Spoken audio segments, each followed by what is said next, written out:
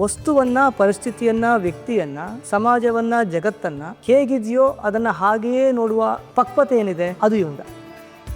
ಈಗ ಧ್ಯಾನಕ್ಕೂ ಮೆಡಿಟೇಷನ್ಗೂ ಇರುವಂಥ ವ್ಯತ್ಯಾಸ ಏನು ಅಂತ? ಅಯುಕ್ತಾಭ್ಯಾಸ ಯೋಗೇನ ಅಂತ ಹೇಳ್ತಾರೆ. ಸರ್ವ ರೋಗ ಸಮುದ್ಭವ ಅಂತ ಹೇಳ್ತಾರೆ. ಯಾರು ಪ್ರಾಣಾಯಾಮವನ್ನ ಹೇಗೆ ಮಾಡಬೇಕೋ ಹಾಗೆ ಶಾಸ್ತ್ರೀಯವಾಗಿ ಮಾಡೋದಿಲ್ಲ ಅವರಿಗೆ ಸರ್ವ ರೋಗ ಸಮುದ್ಭವ, ಎಲ್ಲ ರೋಗಗಳು ಬರ್ತವೆ. ನನ್ನ ಉಸಿರನ್ನ ಗಮನಿಸಿ ಇವತ್ತು ಖಗೋಳ ರಹಸ್ಯ ಯಾವ್ಯಾವ ನಕ್ಷತ್ರಗಳು ಎಲ್ಲೆಲ್ಲಿ ಗ್ರಹಗಳು ಎಲ್ಲಿದೆ ಅಂತ ನನ್ನ ಉಸಿರು ಹೇಳ್ತದೆ.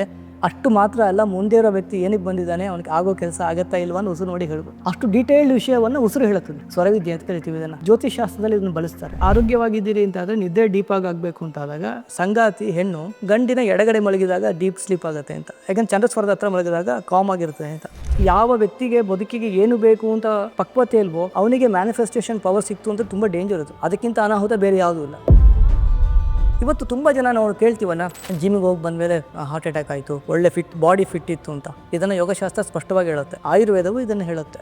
ಅಂದರೆ ವ್ಯಾಯಾಮ ಇದೆಯಲ್ಲ ಅದು ಮಾಡದೇ ಇರೋದು ಎಷ್ಟು ಅಪಾಯಕಾರಿಯೋ ನನ್ನ ಯೋಗ್ಯತೆಗೆ ಮೀರಿ ಮಾಡಿದ್ರು ಅಷ್ಟೇ ಅಪಾಯಕಾರಿ. ಈಗ ಜಿಮ್ ಹೋದರೆ ಬಾಡಿ ಬಿಲ್ಡಿಂಗ್ ಆಗುತ್ತೆ ಅಥವಾ ಮಸಲ್ ಟೋನಿಂಗ್ ಆಗುತ್ತೆ ಅಂತೆಲ್ಲ ಹೇಳ್ತಾರೆ. ಯೋಗಾಸನದಿಂದ ಇದೆಲ್ಲ ಸಾಧ್ಯ ಇದೆಯಾ ಅನ್ನೋ ಪ್ರಶ್ನೆ ಈಗಿನ ಯೂತ್ ಮನಸ್ಸಲ್ಲಂತೂ ಇದ್ದೇ ಇರುತ್ತೆ. ಅದು ಆಗುತ್ತಾ?